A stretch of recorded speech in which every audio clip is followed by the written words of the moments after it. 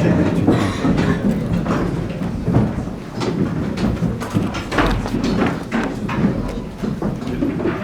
une interruption de 2 ans, nous pouvons de nouveau fêter solennellement Saint Thomas et avoir cette conférence suivie de cette disputatio et de cette messe solennelle de Saint Thomas. Saint Thomas qui a été déclaré patron des écoles et qui est évidemment en grand honneur à l'Institut universitaire de Saint-Pédis, puisque Saint-Pédis demandait à ce que Saint Thomas puisse étudier dans les écoles, les universités, que la philosophie soit étudiée selon les principes, la méthode de Saint Thomas d'Aquin. Cette journée de Saint Thomas commence par une conférence qui porte sur un des aspects de Saint Thomas, et je remercie vivement M. Vien, qui connaît bien la maison de longue date, et qui donne cette année les cours d'hébreu, de venir nous instruire sur la curiositas et la studiositas de Saint Thomas. Merci beaucoup. Merci, M. le recteur. Donc, Saint Thomas consacre dans la Somme théologique, la Secunda Secundae, 2 articles, l'article 166 et l'article 167, à la studiositas et à la curiositas, qu'on traduit couramment en français par studiosité et curiosité, tout en sachant que c'est précisément l'un des objets de cette conférence. Il y a une ambiguïté dans la traduction, dans l'acception reçue, parce que philosophiquement, ce n'est pas aussi simple que cela. Ce n'est pas la curiosité entendue au sens courant, ou forcément la studiosité entendue au sens courant, et c'est là-dessus que je voudrais apporter quelques lumières. Il ne s'agira pas du tout d'un commentaire des 2 articles, d'un commentaire continu, scolastique. Il s'agit d'ouvrir quelques pistes, de vous inciter à réfléchir à des questions qui, pour évidentes qu'elles puissent paraître, ne le sont pas du tout, en fait, puisqu'elles sont liées à la question de l'étude, de la culture, du désir de savoir, du devoir d'État, etc. Saint Thomas d'Aquin se place, disons-le tout de suite, dans une perspective morale, et même strictement morale. Ce qui est important dans la mesure où le lecteur moderne aura de ces questions une approche plutôt sociologique ou anthropologique. Bon. La preuve de cette acception morale de la problématique, elle est dans le contexte même de l'écriture thomasienne. La question 141 porte sur la tempérance, la luxure, la gourmandise, la colère. La question 163, nous nous rapprochons sur le péché originel, la tentation de nos premiers parents, 165, et la studiosité, 166. Il y a une continuité pour saint Thomas entre les péchés, fût-ce les péchés de la chair, luxure, convoitise, etc., et studiosité, curiosité. En réalité, si on voulait rester dans le péché, ce serait uniquement la curiosité qu'il faudrait étudier. Mais il ne peut pas étudier la curiosité sans avoir étudié la studiosité. Donc, il y a un sentiment d'un certain désordre peut-être, mais qui correspond quand même à une logique sur laquelle nous ne reviendrons pas. Donc, qu'est-ce que la studiosité, qu'est-ce que la curiosité? Qu'il me soit permis de commencer, bien sûr, à rendre aux philosophes ce qui revient aux philosophes par les fondamentaux aristotéliciens. Le désir de savoir, tout d'abord. Tous les hommes désirent naturellement savoir, dit Aristote, pantes anthropoi tu eidenai oregontai fusei. Tous les hommes désirent naturellement savoir. Alors, une très brève exégèse littérale, parce que le texte grec me paraît plus riche que la traduction française courante, où souvent même on dit « tout homme désire naturellement savoir ». Non. Tous les hommes, c'est une réalité physique, c'est une réalité biologique, ce sont des individus réels, nous ne sommes pas dans un monde de kantisme. Tous les hommes, les femmes aussi d'ailleurs, désirent savoir, ce qui n'est pas exclusif à l'Institut. Je dis pour les jeunes filles, il faut se méfier quand même de la 17e chambre correctionnelle. Le mot désir est trop faible. Le grec oregontai, c'est la racine de rego, conduit, être poussé, tendre vers. C'est très intéressant. Désir implique, dans le français, un acte de volonté, comment dirais-je, un choix en quelque sorte libre. Non, Aristote ne dit pas cela. Tous les hommes tendent naturellement vers l'acte de savoir, to eidenai. Et Fusei demanderait aussi une exégèse littérale et philosophique. Est-ce que c'est par leur nature propre ou bien par la nature? Et là, la nuance n'est pas inutile, dans la mesure où, je vais le montrer dans une seconde, en fait, la volonté de connaître, la curiosité, au sens commun du terme, est constitutive du vivant humain, certes, mais aussi du vivant animal.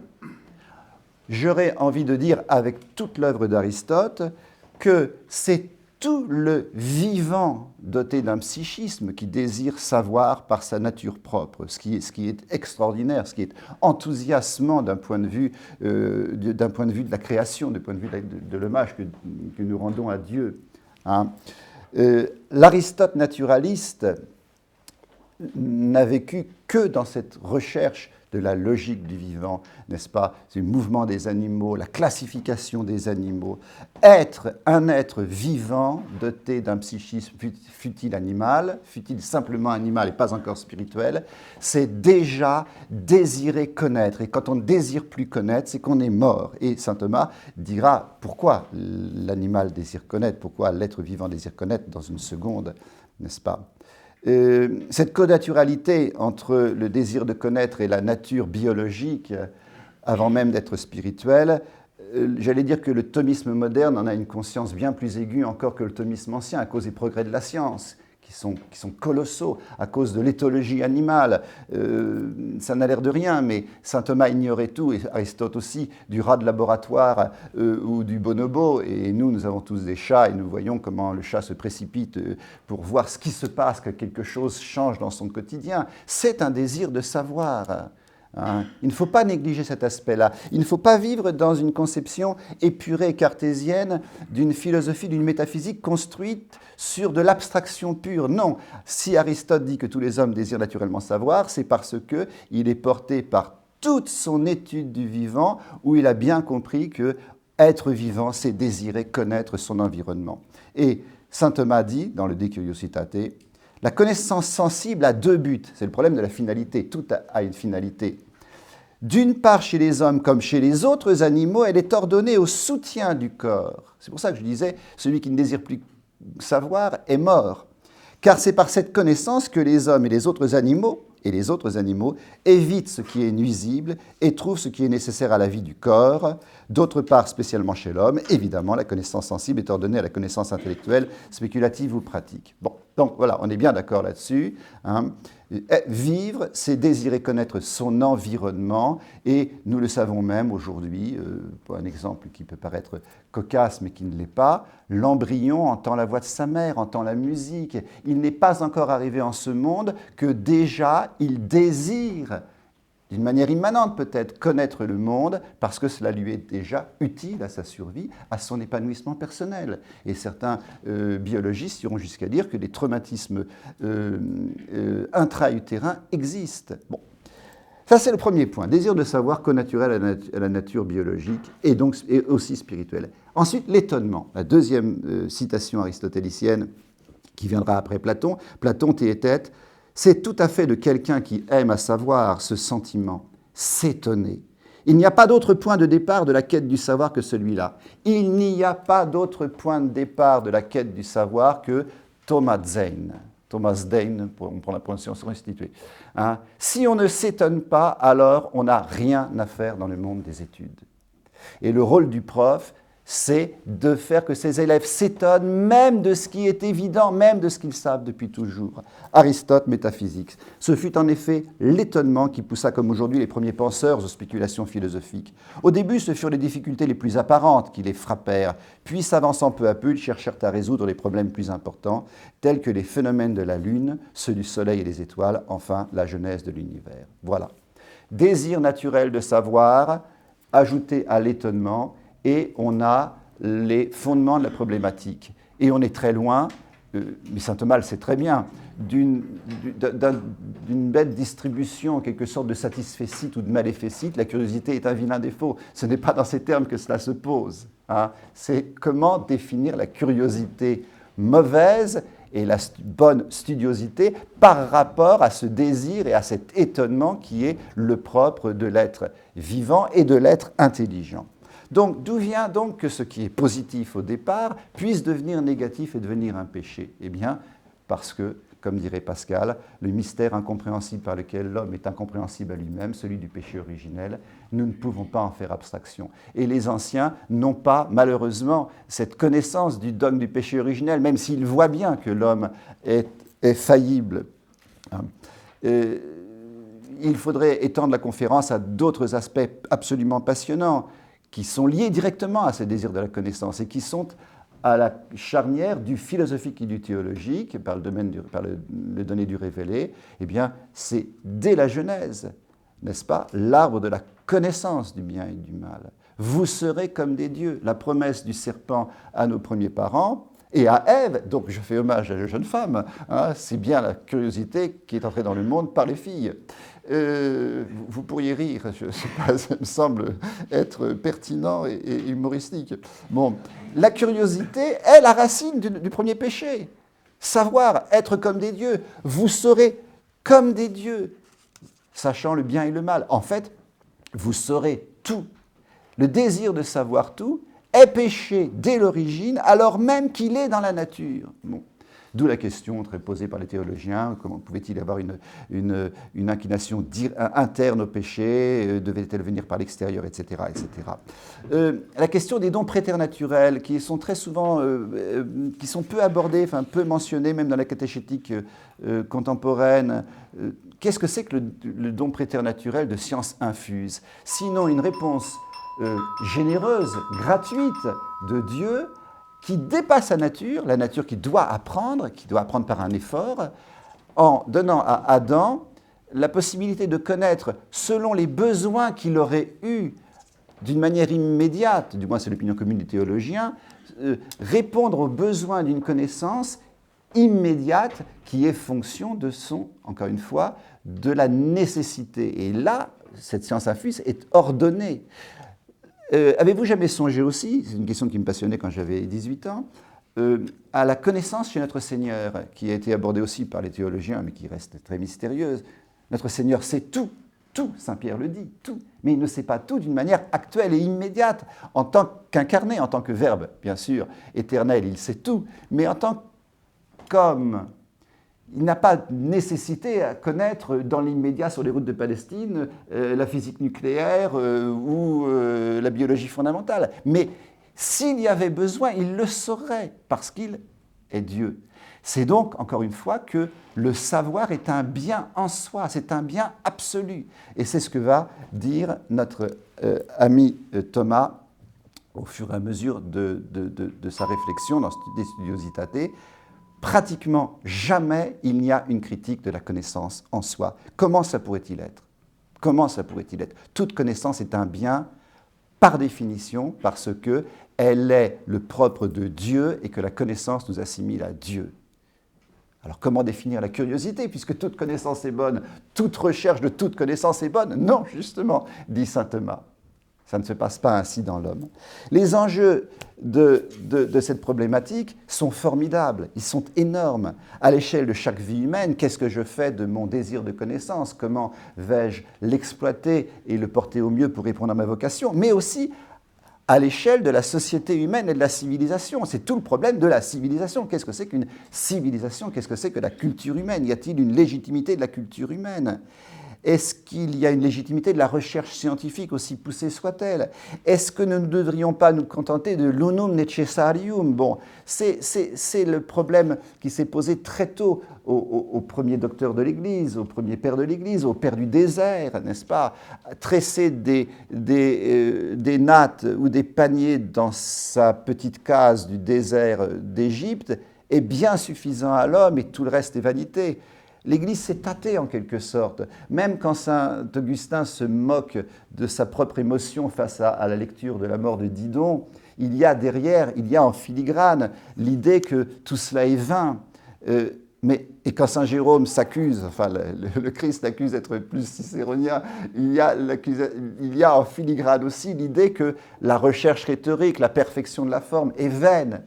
Mais l'Église tranchera différemment, c'est ce que je dirais en conclusion. Après cette recherche et hésitation légitime face à un monde païen et pourri de formalisme, l'Église va trancher de facto pour la science, pour la culture, pour le savoir, pour l'université.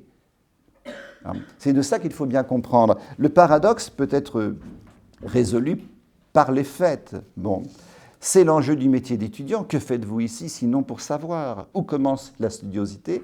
Où commence la curiosité? C'est le problème de l'humanisme du XVIe siècle. D'une manière un peu schématique, on aurait tendance, dans les pensées conservatrices, à jeter le bébé avec l'eau du bain en disant l'humanisme, hélas, parce qu'il n'est plus théocentrique, arrive à des dérives épouvantables. Donc, en fait, c'est le désir impie de savoir universel qui est mauvais par lui-même. Donc, on rejette l'encyclopédisme de l'humanisme du XVIe siècle dans son intrinséité, alors qu'en réalité, peut-être il pourrait être réordonné. Il peut exister un encyclopédisme chrétien. Donc, d'un certain point de vue, un humanisme chrétien.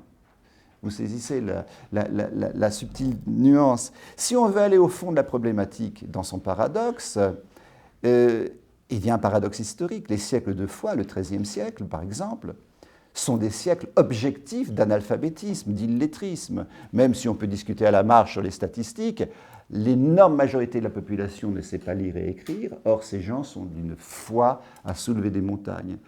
Alphabétisation universelle aujourd'hui, et les gens n'ont pas la foi, ils ne sont même plus baptisés. Donc, la corrélation est vite faite, n'est-ce pas? Curiosité, studiosité, hypertrophie du savoir débouchent sur l'impiété, ce qui est désespérant. Et l'Église, encore une fois, ne désespère pas.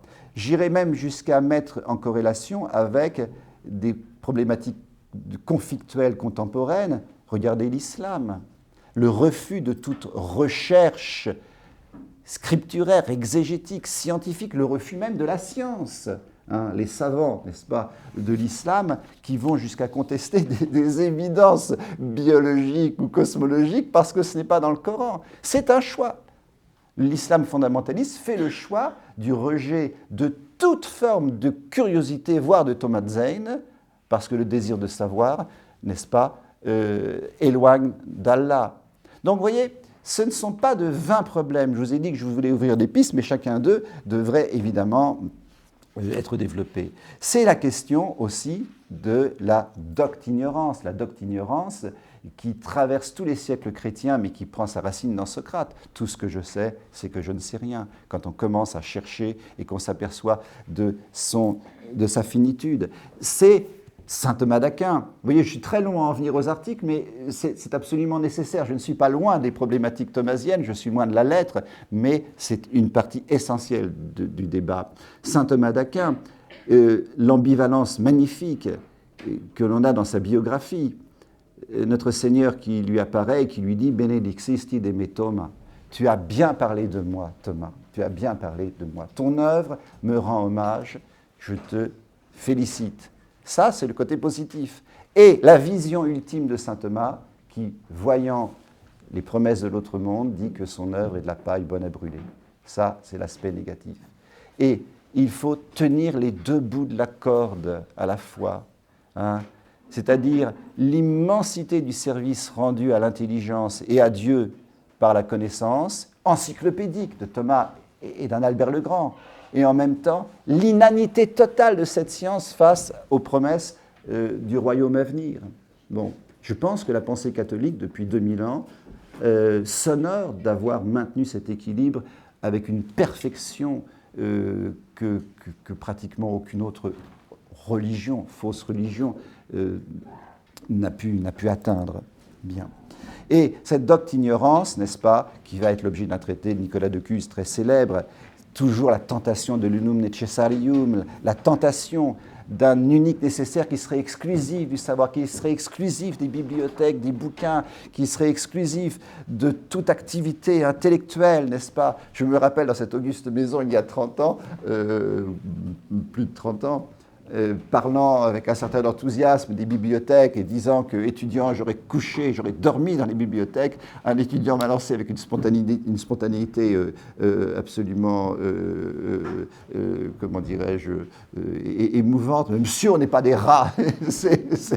Bon, quand vous faites cours à des étudiants qui vous disent il faut aimer les bibliothèques et qu'on vous répond on n'est pas des rats, vous savez, il faut vraiment la foi pour continuer à professer.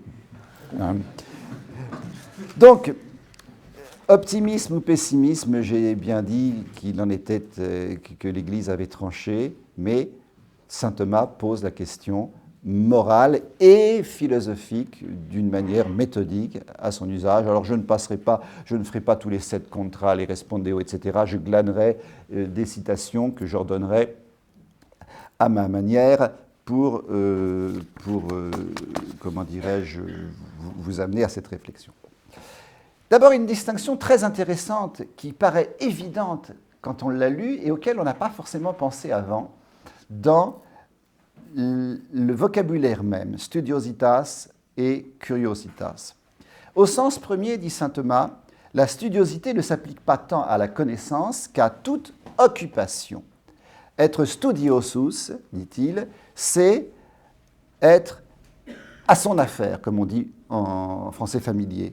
On appelle studieux celui qui s'applique avec soin à certaines occupations. Moi, j'admire toujours chez saint Thomas le certain, le quasi, le il semble que. Ça ne l'intéresse pas, les broutilles, n'est-ce pas, de la minutie finale. Les grands esprits me comprennent. Toute occupation demande une studiosité. Un balayeur studieux, c'est celui qui balaye le trottoir, le caniveau, qui fait attention qu'il est bon. Ça a l'air ridicule, mais non, parce que nous savons très bien par la tradition spirituelle que celui qui s'attelle à la moindre tâche, à des mérites infinis par la croix du Seigneur, dans l'humilité de sa tâche, parce qu'il est studieux, s'il a la foi et la grâce, bien sûr. Bon, ce n'est pas un vain mot, la studiosité est aux confins, encore une fois, du spirituel et du naturel. Faire bien son boulot, c'est ça, être studieux. Du coup, celui qui ne fait pas bien son boulot commet un péché contre la studiosité. Du coup, le contraire de la studiosité, dit saint Thomas, n'est pas la curiosité, c'est la négligence, c'est la paresse. Dans le sens brut de départ, à savoir studiosité en tant que zèle. Cependant, dit saint Thomas, on ne peut pas faire quelque chose correctement si ce n'est selon ce qui a été ordonné préalablement par la raison connaissante. Si vous n'avez pas appris à balayer, vous ne pouvez pas balayer. Si vous n'avez pas appris à raboter, vous ne pouvez pas menuiser. C'est logique. Donc, en réalité, à moins d'être un fou, toute activité, même la plus humble, présuppose une connaissance. En ce sens-là, la studiosité, dit saint Thomas, est toujours ordonnée à la connaissance. Et donc, cette double acception de studiosité, zèle pour bien faire quelque chose et connaissance préalable, explique les deux contraires non exclusifs de la studiosité, à savoir la paresse ou la négligence d'un côté, et la curiosité qui, par un excès, se mêle de ce qui ne la regarde pas, n'a rien à voir avec ce que nous devrions faire. Et c'est cette double acception qui va parcourir, encore une fois, toute l'histoire de la philosophie occidentale. Lisez, c'était un des premiers textes que j'ai enseigné en grec, jeune professeur à l'Institut, c'était l'Hippias majeur de Platon, qui est un délice, qui est un régal. C'est de la comédie, enfin Molière en version grecque. Et Socrate se moque d'Hippias, qui ne se rend même pas compte qu'on se moque de lui, parce qu'Hippias dit « Je connais toutes les généalogies des dieux, je peux dire l'enfantement et l'engendrement de tous les dieux depuis les origines. » Et Socrate dit « Quelle science admirable, mais c'est prodigieux avec cela, on est sûr d'avancer dans la sagesse de la vie. » Bon, ça, c'est effectivement la studiosité dévoyée en curiosité vaine. Bon. Saint Jérôme, cité à nouveau par saint Thomas d'Aquin, mais saint Jérôme était un personnage quand même tellement curieux, tellement épris de paradoxes jusqu'à la coquetterie. Saint Jérôme tempête contre la studiosité-curiosité, n'est-ce pas? dit saint Thomas, il y a ces paroles de saint Jérôme. Ne vous semble-t-il pas qu'il s'engage dans la vanité du sens et l'obscurité de l'esprit, celui qui jour et nuit se torture dans l'art de la dialectique et le physicien qui veut scruter le ciel en levant les yeux. Bon, voilà, si on écoutait saint Jérôme à la lettre, arrêtez tout de suite vos études à l'Institut et allez vendre des tailleurs Hermès dans une boutique du quartier, vous aurez de la clientèle. Bon. En fait, saint Thomas va répondre que les choses ne se passent pas ainsi non plus. L'indignation de saint Jérôme, qui n'est pas une indignation feinte, qui est une vraie indignation, elle se justifie dans son ordre. On va expliquer pourquoi. Parce que cette torture dans la dialectique, ou dans la philosophie, ou dans l'histoire, ou cette recherche indéfinie en musicologie, en art, toutes les sciences sont susceptibles d'être critiquées par saint Jérôme si elles ne sont pas rapportées à leur fin ultime, qui est évidemment Dieu et le devoir d'État, ce que nous verrons dans une minute. Toujours dans le De Studiositate, pardonnez-moi. Il appartient à la tempérance, rappelez-vous, l'article 141 était sur la tempérance, et il est venu par les différents péchés de démesure et de concupiscence à la curiosité. Vous irez voir le texte, en personne, je n'ai pas voulu le distribuer. Bon, il appartient à la tempérance de modérer le mouvement de l'appétit pour éviter qu'il ne tende de façon excessive vers ce qui est naturellement désiré, à savoir. Je trouve cette formule extraordinaire, enthousiasmante. Tommaso, je m'étonne. Comment peut-on tendre de façon excessive vers ce qui est naturellement désiré? À cause du péché originel. Mystère incompréhensible qui rend encore plus incompréhensible l'homme à lui-même, dit Pascal, etc.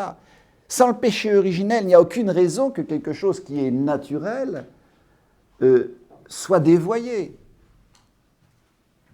En ce sens-là, rien n'est dévoyé chez les animaux. Les animaux sont innocents, les animaux ne pêchent jamais, aussi cruels qu'ils puissent nous paraître. C'est de l'anthropomorphisme, ils ne font rien d'autre que ce que la nature leur a ordonné de faire. De même que selon sa nature, dit saint Thomas, corporelle, l'homme désire naturellement les plaisirs de la nourriture et de l'amour, de même, selon sa nature spirituelle, il désire naturellement connaître. C'est pourquoi Aristote a pu dire que tous les hommes désirent naturellement savoir. Or, la modération de cet appétit de connaissance appartient à la vertu de studiosité. Voilà, on rentre dans le vif du sujet, enfin on y est toujours, mais on l'est dans les termes mêmes.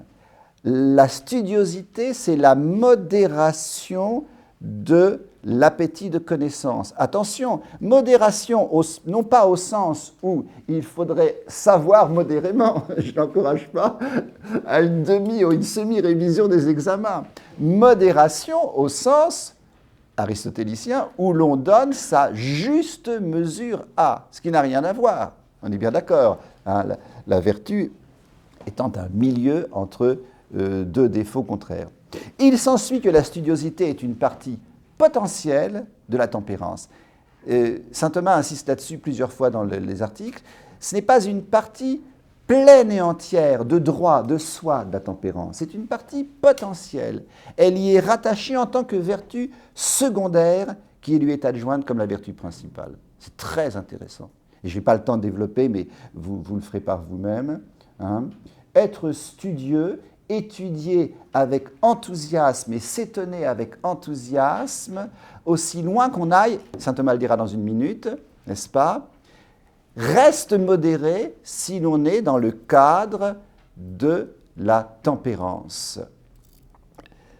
Par son âme, dit-il, il y a deux inclinations contraires en l'homme, dit saint Thomas. Par son âme, l'homme est incliné à désirer la connaissance des choses. Aussi doit-il réprimer humblement ce désir, de peur qu'il ne recherche la connaissance de façon immodérée. Il ne nous donne pas de règles. Où commence l'immodération, où commence la modération. C'est un principe. Thomas donne des principes. La somme théologique est une somme, c'est un résumé. Par sa nature corporelle, au contraire, l'homme est incliné à éviter la fatigue qu'entraîne l'investigation de la science. Vous connaissez la fatigue, vous savez ce que c'est. Vous l'avez déjà rencontré quand on étudie, ça arrive. Bon. Les deux aspects qu'on a abordés tout à l'heure, à savoir la studiosité qui a pour contraire la paresse, quand on trouve que c'est fatigant, et puis la studiosité qui aura pour contraire la curiosité au sens ordinaire du terme, à savoir ce qui ne nous regarde pas. Bien. Eh bien, relativement à la première inclination, la studiosité consiste à réprimer les excès et à ce point de vue, elle est considérée comme une partie de la tempérance. Mais relativement à la seconde inclination, le mérite de la studiosité réside dans une certaine ardeur d'intention visant à acquérir la science, et c'est de là qu'elle tire son nom. Voilà, un équilibre entre la paresse, la négligence, le je suis fatigué, ça me fatigue, on a un examen, hein, je parle pour les étudiants bien évidemment, ça rentre pas, je crois que je vais arrêter là, je vais demander ma reconversion, monsieur le recteur m'autorisera peut-être à passer en CAP Bon, oui, pourquoi pas?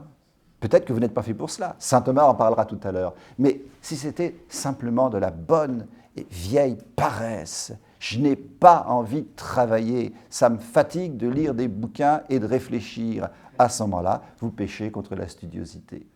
Hein?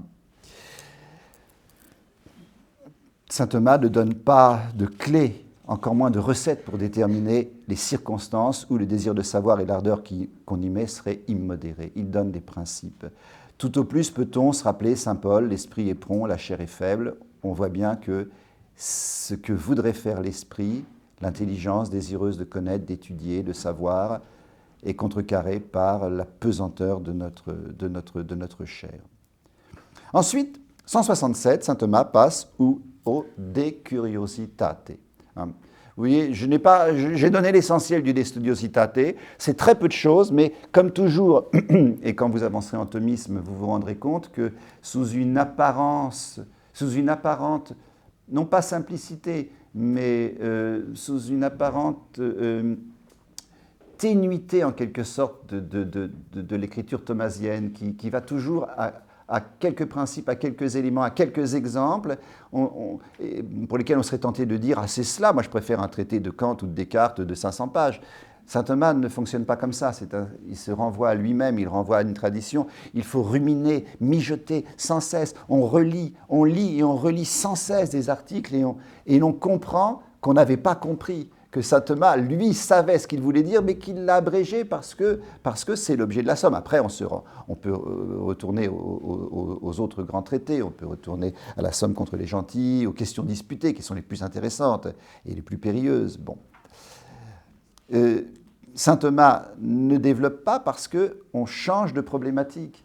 Qu'est-ce qui va résoudre toutes ces questions de studiosité, curiosité, modération, immodération? C'est les vertus de prudence. Mais il n'écrit pas sur les vertus de prudence. Si vous voulez savoir ce qu'est la vertu de prudence, allez dans d'autres articles. Ce n'est pas son objet, vous saisissez. Hein? Donc, De Curiositate, en deux parties, bien distinctes. Peut-il y avoir un vice de curiosité dans la connaissance intellectuelle, proprement, l'abstraction, la recherche discursive, et peut-il y avoir un vice de curiosité dans la connaissance sensible, hein, ce qu'on appellera communément les passions ou la concupiscence. Bon. Alors, voici quelques citations que je vous donne, brutes, et que je vais brièvement commenter, qui seront absolument lumineuses, parce que c'est aussi un point sur lequel il faut insister, c'est que saint Thomas, avec une formation préalable, est accessible. En réalité, de tous les philosophes, c'est celui dont la complexité est la plus claire et la plus limpide. C'est normal, puisqu'elle est en adéquation avec notre intelligence naturelle en tant que philosophie réaliste. Vous n'êtes pas obligé de vous prendre la tête comme dans Heidegger, hein, même d'un point de vue du vocabulaire. Saint Thomas dit, ça c'est très optimiste, la connaissance intellectuelle est bonne en elle-même. En effet, la perfection de l'homme consiste, semble-t-il, en ce que son intelligence passe de la puissance à l'acte. Nous passons du désir de connaître à la connaissance effective. Ce qui se réalise par la connaissance de la vérité. De même, Denis dit que le bien de l'âme humaine est d'être en conformité avec la raison. Sa perfection consiste donc dans la connaissance de la vérité. Il ne peut donc y avoir de vice de curiosité en ce qui concerne la connaissance intellectuelle. Ça, c'est les prémices, il va en discuter après. Connaître ne peut pas être mauvais en soi, puisque par définition, ce que l'on connaît est, et ce qui est bon. Saint Thomas va même jusqu'à dire, question disputée, mais que c'est un peu effrayant, enfin, être est meilleur que ne pas être, est mieux que ne pas être. Donc même les démons, même les damnés, il est mieux, d'un point de vue ontologique, qu'ils soient plutôt qu'ils ne soient pas, même dans leur torture éternelle, parce que l'être est bon dans son essence, dans son intrinséité. Par conséquent, toute connaissance est bonne, et c'est très important de le comprendre, parce que par retournement, ça va répondre à un argument sot et benet de tant de gens qui se mêlent d'un tas de choses. Ben, mais c'est intéressant. Ben, oui, c'est intéressant, puisque c'est une connaissance. Ben alors, si c'est intéressant, j'ai le droit de le connaître. Mais non, ça n'a rien à voir. Toute connaissance est bonne en soi, mais toute connaissance n'est pas forcément bonne pour moi. Vous voyez la nuance, qui n'est pas une nuance, c'est un abîme. Ce par quoi l'homme ressemble à Dieu et qu'il reçoit de Dieu ne peut pas être un mal. C'est aussi par là que l'homme ressemble à Dieu. Le démon a menti. Il y a un sophisme dans la tentation de nos premiers parents. En disant, vous serez comme des dieux, nous ne pouvons pas être des dieux. Par contre, nous serons divinisés dans le royaume à venir par une grâce gratuite, inouïe, que la nature humaine ne pouvait même pas rêver. Et de ce point, et là, et seulement là, nous participerons de quelque chose dans l'éternité, de cette infinité de Dieu, de sa bonté, de son amour, etc., mais aussi de son savoir. Bon, mais ce n'est pas au paradis terrestre que cela devait se produire. Hein? Donc, le plus subtil des mensonges, c'est le mensonge qui a toute l'apparence d'une vérité. Qui ne voudrait être comme des dieux, hein? Fût-ce dans l'humilité. Le Seigneur oui, pardonnez-moi. Ainsi donc, et on parlait d'encyclopédisme, c'est saint Thomas qui dit, et j'ai souligné, quelque abondante que soit la connaissance de la vérité, elle n'est pas mauvaise mais bonne. Vous voyez, au détour d'une phrase, saint Thomas anticipe déjà sur la notion de savoir encyclopédique. Et encore une fois, il était un puits de science de son temps, Albert le Grand aussi, même dans le domaine des sciences naturelles, le naturaliste. Et saint Thomas, au détour d'une phrase, anticipe sur une objection. Oui, certes, il est bon de savoir, mais peut-être pas trop de choses quand même. Là, c'est de la démesure, de l'hubris. Réponse de saint Thomas, quelque abondante que soit la connaissance de la vérité, elle n'est pas mauvaise, mais bonne. Elle est bonne en elle-même. Ce n'est pas la quantité du savoir qui est l'expression de sa démesure. Vous saisissez bien ce que dit saint Thomas. On ne mesure pas le péché de curiosité au fait qu'on sait beaucoup de choses. À ce moment-là, celui qui en sait de plus en plus serait de plus en plus proche du péché, ce qui est stupide. Saint Thomas en a bien conscience. Celui qui en sait un tout petit peu plus que ce qui est nécessaire est déjà dans le péché alors qu'il ne sait pas grand-chose. Celui qui sait énormément de choses qui lui sont nécessaires ou qui sont utiles aux autres n'est absolument pas dans le péché alors que, vu de l'extérieur, comme saint Jérôme disait par amour du paradoxe, mais quel sens ça a de scruter le ciel? Ça n'a pas de sens de scruter le ciel quand on est professeur de lettres, peut-être, mais sûrement pas quand on est astronome. La connaissance de la vérité, absolument parlant, est bonne, elle peut néanmoins être mauvaise par accident, en raison de ses conséquences. Et c'est pour cela que saint Thomas est dans une optique volontairement moraliste. Alors, concrètement, quel péché peut-on commettre dans la recherche de la connaissance? Alors saint Thomas donne des exemples. Enfin, il liste en quelque sorte, je n'aime pas ce mot, il fait la liste des péchés possibles avec un petit exemple rapide. C'est attendrissant parce que ça fait sourire dans un premier temps, puis on se dit, mais non, mais il a 100 fois raison. Il a 100 fois raison, mais il illustre sa pensée par des exemples qui pourraient faire hausser les épaules à quelqu'un qui ne veut pas s'occuper de psychologie traditionnelle ou qui refute toute existence d'une loi morale. Donc, les accidents de la connaissance qui deviennent vices de curiosité, il les divise en deux. Accident dans la connaissance intellectuelle. Comment peut-on, dans la vie intellectuelle, pécher par curiosité? Et comment peut-on, dans la vie sensible, pécher par curiosité? Dans la vie intellectuelle, premièrement, l'orgueil. celui qui s'enorgueillit, qui s'enfle de son savoir. Mes chers amis étudiants, résistez à cette tentation de vous enfler de vos immenses connaissances acquises sous la houlette de monsieur le recteur. Le matin, quand vous vous réveillez, dites-vous quand même qu'il y a encore à apprendre, ne vous dites pas « Ah, quand même, j'en sais des choses », parce que ça n'est pas très pédagogique. Bien, donc, trêve de plaisanterie. L'orgueil à titre individuel, c'est la pédanterie, c'est la cuistrerie, c'est la fatuité, c'est les gens qui pontifient, c'est les gens qui, dans les dîners en ville, ont toujours quelque chose à vous apprendre. C'est fatigant, même quand ils ont raison, j'insiste là-dessus, parce que l'argument très fréquent des gens qui ont ce défaut, c'est de dire « c'est vrai ce que je dis ». Mais oui, ce n'est pas une question d'être vrai ou faux, c'est une question que hic et nunc, qu'il est déplacé de nous faire court. Mais l'orgueil peut être aussi l'orgueil au niveau social, culturel, civilisationnel. C'est l'orgueil du positivisme et du scientisme du 19e qui était bien persuadé d'être arrivé au bout de la science, mon Dieu. C'est une candeur quand on lit, quand on voit Auguste Comte, quand on voit ces pauvres gens qui s'imaginaient avoir atteint avec la cellule animale ou avec l'atome qu'on ne peut pas diviser, et puis on s'aperçoit qu'en fait non seulement on peut le diviser, mais qu'on a des particules qui vont à l'infini, de l'infiniment petit, et puis on s'aperçoit que le génome humain est d'une complexité, et tout ce qui a, entre parenthèses, des implications énormes d'un point de vue philosophique, théologique et moral. Je fais une très très brève parenthèse, puisque j'ai bien avancé et que je suis dans les temps. La question de l'animation de l'embryon, qui pour saint Thomas est une question en suspens, c'est-à-dire au bout de quelques temps, l'âme, le corps est digne de recevoir une âme, etc.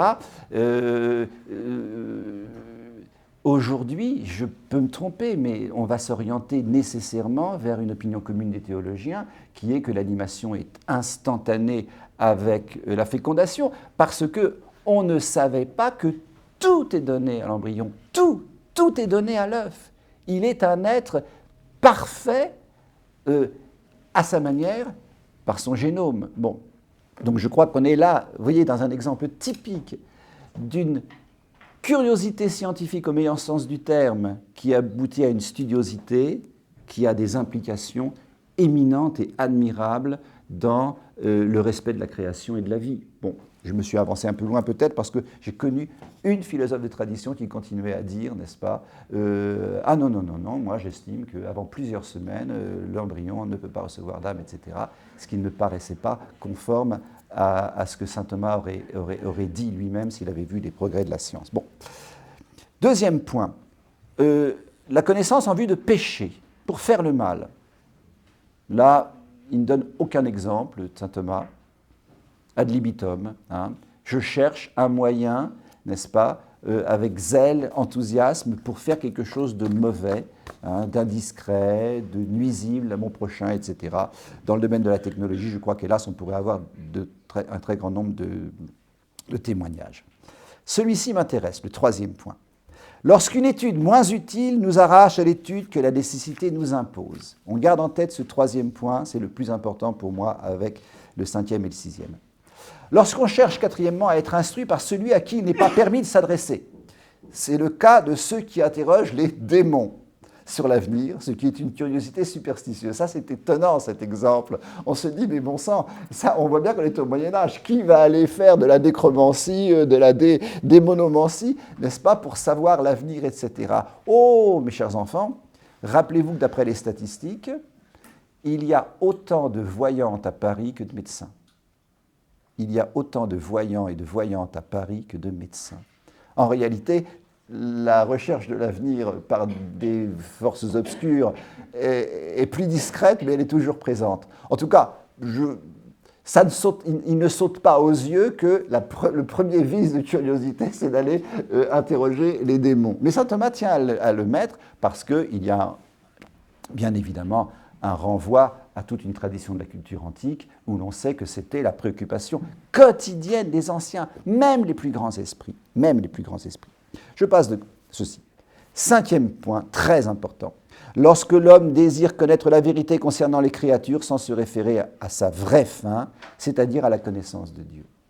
Ce 5e point, paradoxalement, qui est le plus important, tout ordonné à la connaissance de Dieu, à l'admiration de Dieu et à travers sa création, je le mets de côté parce qu'il est tellement évident pour vous tous, ça ne viendrait à l'idée à aucun croyant d'étudier d'une manière autonome, sans admirer à un moment ou à un autre Dieu qui a créé tout ce que nous étudions.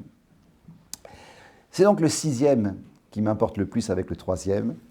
Lorsqu'on cherche à connaître la vérité en dépassant les possibilités de notre propre talent, car alors on tombe facilement dans l'erreur.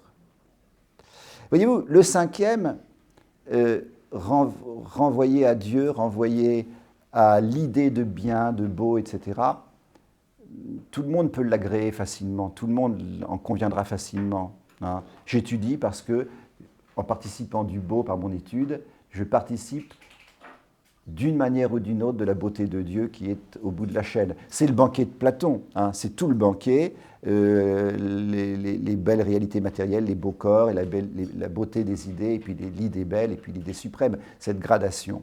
Tout le monde l'accordera parce que ça ne touche en aucune manière notre petite vanité personnelle. Par contre, la 6e, ne pas chercher à connaître la vérité en dépassant les possibilités de notre propre talent. Je ne suis pas fait pour telle étude. Donc, vous voyez la subtilité de la pensée thomiste et de la psychologie sociale, simplement. Attention, je ne suis pas fait pour des études parce que ça me fatigue. Non, ça s'appelle la paresse. Je ne suis pas fait pour les études lorsque, ayant consacré tous les efforts avec la grâce de Dieu pour travailler une matière, je m'aperçois que je n'y comprends pas grand-chose, ou que je n'y comprends rien. Alors il est temps peut-être d'accepter humblement, n'est-ce pas, que nous ne sommes pas égaux devant l'activité intellectuelle. Et c'est le drame, bien évidemment, vous le savez très bien, de 68, et quand on a fait 40 ans d'enseignement du public, et que des collègues vous ont dit en conseil de professeur, je dis, cet élève-là est doué. Monsieur vient, je ne sais pas ce que ça veut dire être doué. À ce moment-là, on a compris qu'on est dans la démagogie, la démocratie universelle du savoir. Tout le monde peut tout, n'est-ce pas, du moment que les méthodes pédagogiques sont adaptées. Non, vient un moment où, avec les meilleures méthodes pédagogiques, certains ne peuvent pas franchir un certain seuil de créativité ou d'inventivité ou d'intelligibilité. Donc, je vais revenir tout à l'heure, enfin je reviens une seconde, sur ces 3 points. Une étude moins utile qui nous arrache à ce qui est notre devoir d'État et ne pas chercher des choses qui nous dépassent. Voilà pour moi les 2 points essentiels à notre vie intellectuelle, à votre avenir d'étudiant, à votre réalisation du vocabulaire. Et ce n'est pas du tout pessimiste, attention. Celui qui dit « Ah ben merci, ça fait plaisir, hein, j'ai 5 de moyenne et on me dit que je suis un imbécile. » Mais c'est d'avoir rien compris à ce que dit saint Thomas, à notre propre talent. J'ai un talent, mais ce n'est pas celui-là, c'est un autre. Hein. Les sculpteurs, le sculpteur des statues de Notre-Dame ou de la cathédrale de Reims ou autre étaient peut-être analphabètes au sens littéral du terme, ne connaissaient pas leurs lettres. Mais quelle importance! Ils ont créé des œuvres merveilleuses. Bon, Mozart savait lire ses notes avant de savoir lire ses lettres. Chacun son talent. Hein. Et le désir de faire ce que les autres font parce qu'on les admire n'est pas une preuve en soi qu'on est sur la bonne voie. Et c'est cela qui est difficile tout au long d'une vie, n'est-ce pas? Saint François de Sales dit dans l'introduction à la vie dévote, d'une manière très simple et très convaincante, que le grand drame de l'homme, c'est de vouloir un état qui n'est pas le sien. L'homme marié voudrait être célibataire. Bon, ça se comprend, mais le célibataire voudrait être marié, ce qui se comprend aussi. Le soldat voudrait être prêtre, le prêtre voudrait être moine, le séculier voudrait être régulier, le régulier voudrait être marié. Et saint François de Sales dit que c'est de là que viennent les échecs spirituels de la plupart des hommes. C'est qu'au lieu de s'atteler à leur devoir d'État hic et nunc, ils sont sans arrêt en train de regarder à côté la réussite effective du voisin en disant « Ah, j'aurais une autre vie si j'avais fait ceci ou cela. » Mais non, mais non. Si l'on a prudentiellement choisi un état, attention, il y a des erreurs de vocation, bon, mais si on a prudentiellement, avec le conseil nécessaire et la bonne volonté nécessaire et la grâce de Dieu, choisi un état, on s'y tient. Et c'est ça aussi la studiosité. Je m'accroche pour bien faire ce que la providence, le gouvernement divin m'a donné comme état. Bon, ça, c'est essentiel. Et à ce moment-là, on comprend que saint Thomas, tout en ne donnant aucun détail, puisse dire « une étude moins utile nous arrache à l'étude que la nécessité nous impose ». Il y a des choses qui sont inutiles à notre réalisation propre. J'en dirai un tout petit mot tout à l'heure à propos de la connaissance sensible, parce que c'est là que c'est le plus frappant dans la société moderne. On ne peut pas tout savoir, on ne peut pas tout apprendre, donc je dois me raisonner. Oui, mais ça m'intéresse. Peu importe ce que vous avez envie de faire, c'est ce qu'il est sage que vous fassiez qui est important. Et si vous n'êtes pas capable de ce retour honnête et sincère et humble sur vous-même, c'est que vous êtes déjà dans une dérive de curiositas. En fait, vous voulez vous faire plaisir et vous n'avez pas compris que le Thomazein aristotélicien, à savoir l'étonnement, est une racine positive d'un savoir ordonné. Ce n'est pas pour le plaisir de s'étonner, parce qu'à ce moment-là, effectivement, on rentre dans le monde, j'en dirai un mot tout à l'heure, de la publicité, de l'actualité instantanée, des réseaux sociaux, et c'est-à-dire de la bulle de savon. Bon. Et le propre talent, effectivement, est une notion difficile à définir. Pour moi, il est évident que 1000 fois plus, 100 000 fois plus qu'au XIIIe siècle, nous en voyons les conséquences néfastes dans ce que j'appelle la démocratisation de l'enseignement. Je ne veux pas vous faire perdre des étudiants, il faut qu'ils restent ici.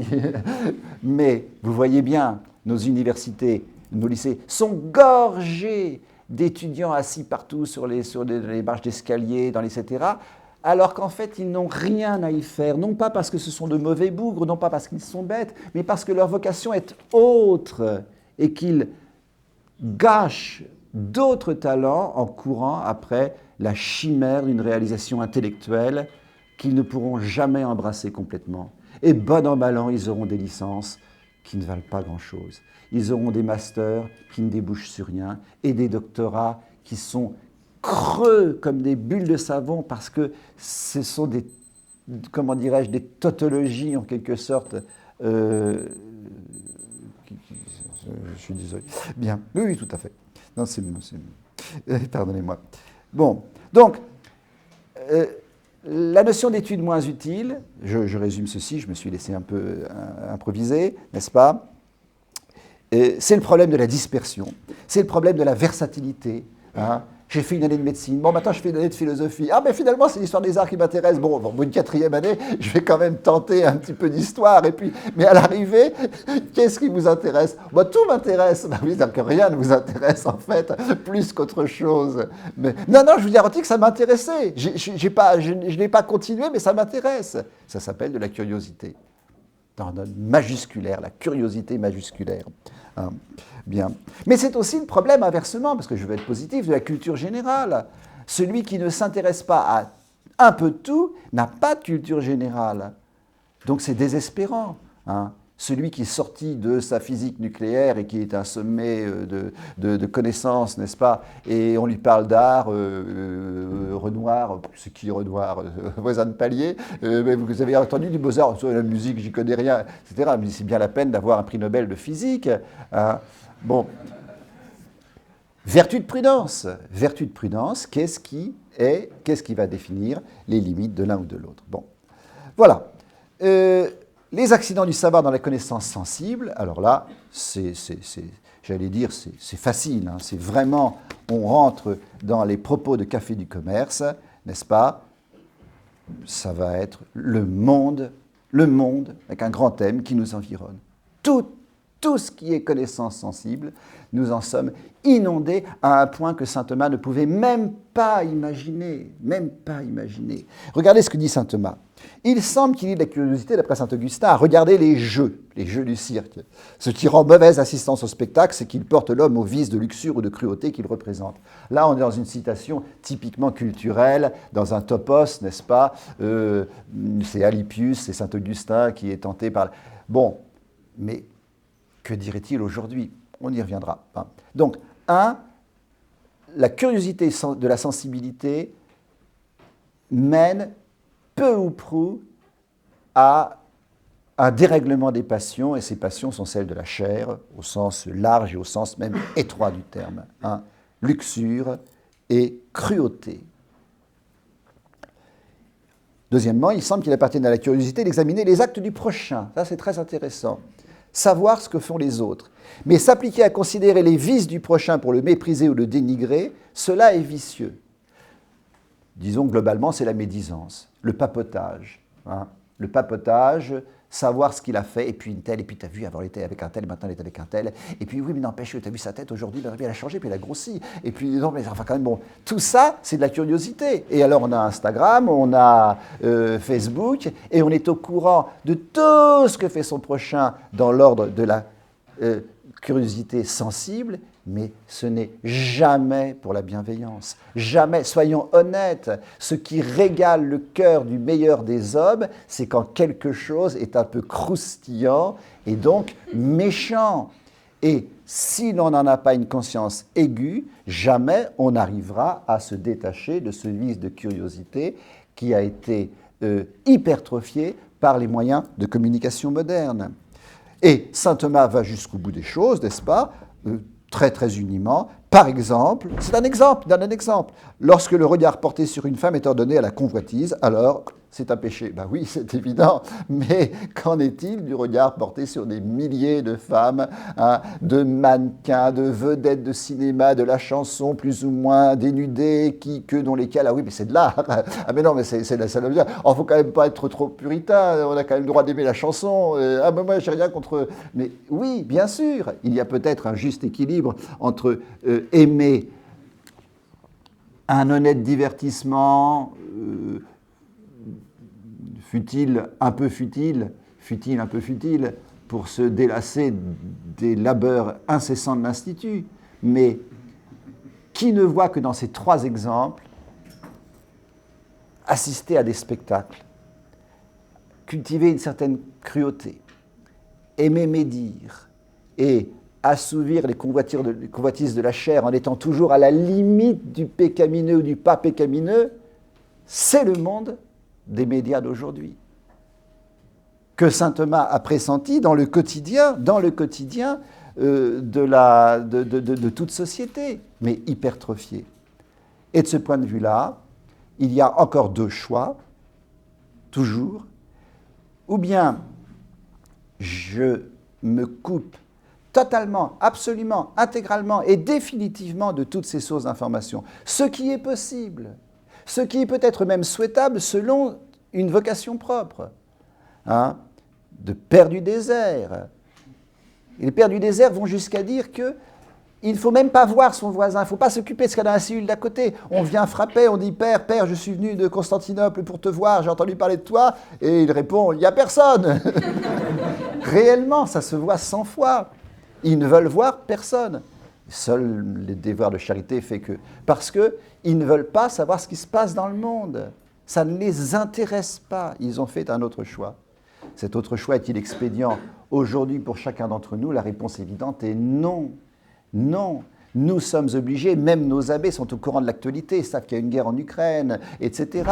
Vous comprenez ce que je veux dire? Parce que nous pécherions à ne pas le savoir, parce que nous ne pourrions pas donner les conseils utiles à nos prochains qui nous interrogeraient, qui auraient des doutes, qui seraient dans ces situations, etc. Donc, nous sommes obligés d'avoir une connaissance minimale, voire maximale, de l'actualité, du monde du spectacle, du monde... Quand il y a une manifestation contre un spectacle impie, c'est bien parce que ce spectacle est connu que vous avez les manifestations. Je ne dis pas... Vous comprenez, nous sommes dans un no man's land logique, du syllogisme, nous sommes dans la prudentielle. Hein. Tantôt on ferme les yeux, il vaut mieux pas voir certaines horreurs du monde, tantôt on les voit, à ce moment-là il faut les creuser hein, pour pouvoir crever l'abcès et les combattre. C'est du prudentiel. Mais il me suffit d'avoir montré que saint Thomas a repéré les vices de la curiosité, de la non-studiosité intellectuelle, les vices de la curiosité sensible, donc du concupiscible, et à partir de là, vous gérez, nous gérons tous avec difficulté notre vie quotidienne, notre rapport quotidien à l'afflux d'informations qui nous accable. Donc, pour résumer, en 1 minute, saint Thomas d'Aquin trace un cadre. Ce cadre doit être nourri doit être rempli par toute notre connaissance de l'Évangile, de l'histoire de l'Église, de la sagesse des pères, de la, des doctrines spirituelles. Bon, c'est pour ça que j'ai cité tout à l'heure saint François de Sales, que j'aime beaucoup, parce que c'est un équilibre d'un optimisme et d'une prudence extraordinaire, loin d'extrêmes qui peuvent être bons, ces extrêmes, dans le renoncement, pour des vocations propres. Bon, rapporter tout à Dieu, ne pas dépasser son talent, répondre pleinement à sa vocation et être foncièrement humble devant le savoir. Plus on apprend, plus on se... Et surtout quand on prend de l'âge, on se dit, mais tout ce que je n'ai pas appris, tout ce que je n'aurais pas lu, tout ce que je n'aurais pas étudié. C'est comme cela, c'eût été une tentation démoniaque de se prendre pour un Dieu en ce monde, un petit Dieu, et d'apprendre encore et encore et encore davantage. Bon. Concrètement, et ça renvoie à une autre conférence que M. le recteur a dû faire, on découvre les conseils de saint Thomas pour acquérir le trésor de la science, recoupe cette studiosité, cette curiosité. Il y en a 2 ou 3 auxquels je suis très sensible, n'est-ce pas? Saint Thomas dit qu'il ne faut pas s'occuper de ce qui se passe hors de notre cellule. Il parle pour les moines, mais c'est valable pour les laïcs. Ne pas passer sa vie sur les réseaux sociaux. Ne pas passer sa vie sur les réseaux sociaux, parce que c'est une manière de sortir de la cellule spirituelle et intellectuelle qui est la nôtre, par assédie, par lassitude en fait. Et c'est trop facile, c'est une lâcheté. Le réseau social est une lâcheté en réalité. Hein. Je me fuis moi-même. Une certaine fuite de la convivialité. Oh là, ça c'est très... Saint Thomas dit ne pas s'enquérir de ce qui se passe dans le monde. Moi j'ai envie de dire ne pas s'enquérir de nouvelles amitiés, de nouveaux copinages, de nouvelles fausses relations indéfinies. J'ai 1200 contacts sur Facebook, mais quel sens ça a? J'ai entendu des gens dire j'ai 1200 amis sur les réseaux sociaux. Comment peut-on avoir 1200 amis? Et saint Thomas, parlant pour un moine, mais on peut en tirer quelque chose aussi pour nous-mêmes, dit que la science s'acquiert dans un certain retrait de la convivialité. Et je sais que je me suis fait très mal voir pendant de nombreuses années à l'Institut, quand je râlais auprès des étudiants, parce qu'on a toujours un prétexte pour une soirée crêpe, une soirée... bon, mais j'allais même dire, je vais être horrible, même les maraudes sont susceptibles de ne pas avoir d'autre but qu'à la camaraderie. Et il faut la rapporter à son vrai but, qui est la charité fraternelle. Donc méfiez-vous de cette empathie universelle qui fait qu'en fait vous recherchez votre plaisir à vous. Hein. Et une certaine fuite, saint Thomas dit pour les moines, n'est-ce pas, ne jamais fréquenter une femme, ne pas fréquenter une femme. Permettez-moi de dire qu'il y a cette tentation permanente du flirt qui ne s'avoue pas, sous prétexte de camaraderie, fût-ce de camaraderie chrétienne. Relisez ces conseils de saint Thomas, appliquez-la en transposant à la... Et je ne parle pas de morale, attention, je ne suis pas en train de parler de morale, en train de dire qu'il est mal de flirter. Non, c'est une nuisance pour la vie intellectuelle.